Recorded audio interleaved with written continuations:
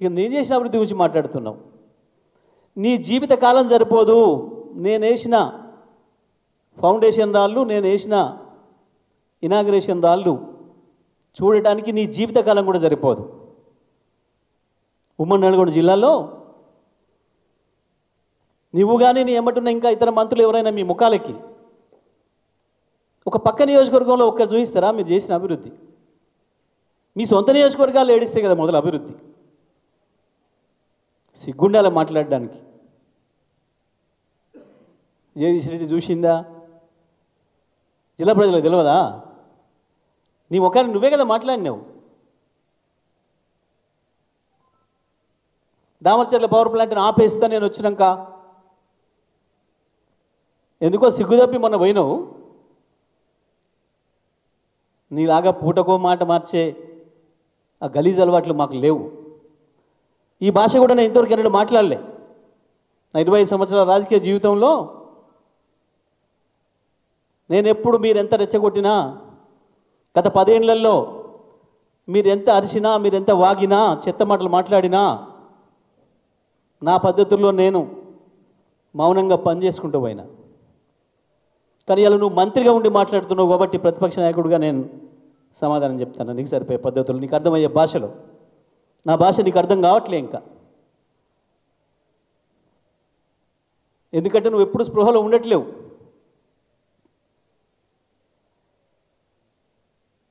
ఇట్లయితే నేను నీకు అర్థమైందని చెప్తున్నాను ఈ భాషలో. పెడదామా జిల్లా ఏ మూలన పెడదాం, ఏ నియోజకవర్గంలో పెడదాం, ఏ గ్రామంలో పెడదాం చర్చ? చెప్పులతో నిన్ను కొడతారా, ఇంకోరిని కొడతారా చూద్దాం. ఏ ఊర్లోనైనా నీ నియోజకవర్గం నువ్వు 25 సార్లు ఎమ్మెల్యేగా పనిచేసినా, 25 ఏళ్ళు చేసినా నేనని చెప్పుకున్నాం గొప్పలు పోజులు కొడుతున్నావు కదా. సరైనోడు దొరకక గెలిచి నువ్వు ఒకటేసారి కథం పట్టించిండు మావాడు. ఇవాళ అప్పుడే ఏడుస్తున్నారు నల్గొండ ప్రజలు, బాధపడుతున్నారు. మంచిగా పని చేసుకొని పోగొట్టుకొని పొద్దుదాకా సోయిలేకుండా ఉంటుంది తెచ్చుకున్నాం కదా అని. మంత్రిగా నీ నిర్వాకం మొత్తం ఉంది. నీ ఏడాదిలో నువ్వు చేసిందంతా. కానీ ఏడాది మౌనంగా ఉండాలనే ఉన్నా నేను. మీరు తెల్లారి నుంచే వాగినా చెత్తబాగుడు. నేను మంత్రి అయిన 9 రోజుల నుంచి నేను ఎప్పుడు మీకు సమాధానం చెప్పలే. నా పని మీకు సమాధానం చెప్పింది. మీ బండారం అంతా బయట పెట్టింది. ఏడాది నుంచి నేను మౌనంగా ఉన్నా. కానీ నీ పాపాలు పెరిగిపోయినాయి అని నువ్వు ఎక్కడెక్కడ ఎవరెవరి దగ్గర ఎంత వసూలు చేసినావు, నీ ధనదాహంతో రైతాంగం ఎట్లా నాశనం అవుతుంది నల్గొండ జిల్లాలో. నువ్వు దళారుల దగ్గర, మిల్లర్ల దగ్గర డబ్బులు దొబ్బి రైతాంగాన్ని గొర్రెలను అప్పచెప్పినట్టు ఎట్లా అప్పచెప్పినావు కసాయిలకు. అన్ని విషయాలు ఉన్నాయి.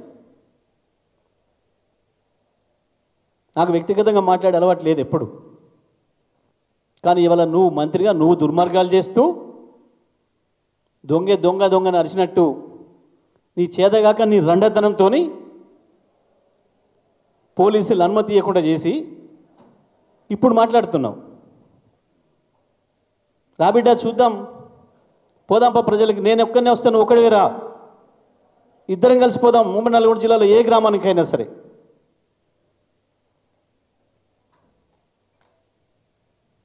ఎక్కడి నుంచి ఎక్కడికి వస్తావో.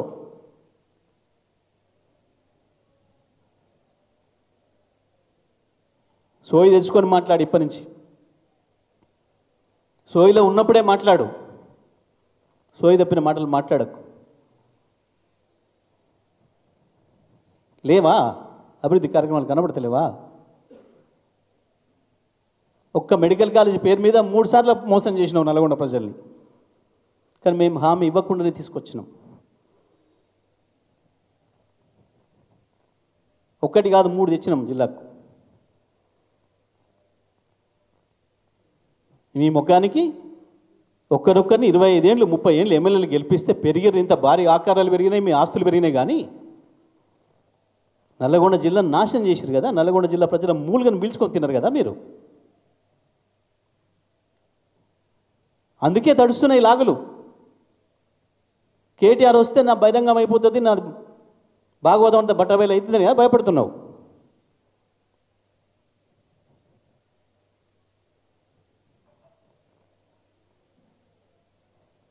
వెంకటరెడ్డి మాట్లాడేటప్పుడు ఒళ్ళు దగ్గర పెట్టుకో, మంచి సోయిలో ఉన్నప్పుడే మాట్లాడు, సోయి తప్పి మాట్లాడకు ఇంకోసారి మాతోని.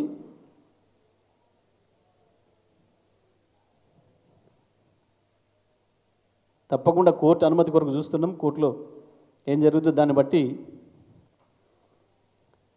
కోర్టులో న్యాయం జరుగుద్దని ఆశిస్తున్నాం. తప్పకుండా కోర్టు నిర్ణయం మేరకు మా ధర్నాను కొనసాగిస్తాం.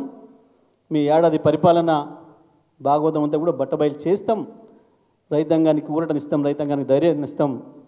మీ నిర్వాహకం వల్ల చచ్చిపోతున్న, రాష్ట్ర వ్యాప్తంగా చచ్చిపోతున్న రైతులకి 2014 ముందు ఉద్యమంతో కేసీఆర్ ఎట్లయితే ధైర్యం ఇచ్చుకుంటూ వచ్చిండో, అండగా వండుకుంటూ వచ్చిండో, 2001 నుంచి రైతు సోదరుల తెస్తా, తప్పకుండా తెలంగాణ తెస్తా, రైతు రాజ్యం తెస్తా, ధైర్యంగా బతుకుండేటట్లయితే చెప్పిండో కేసీఆర్ అన్నాడు.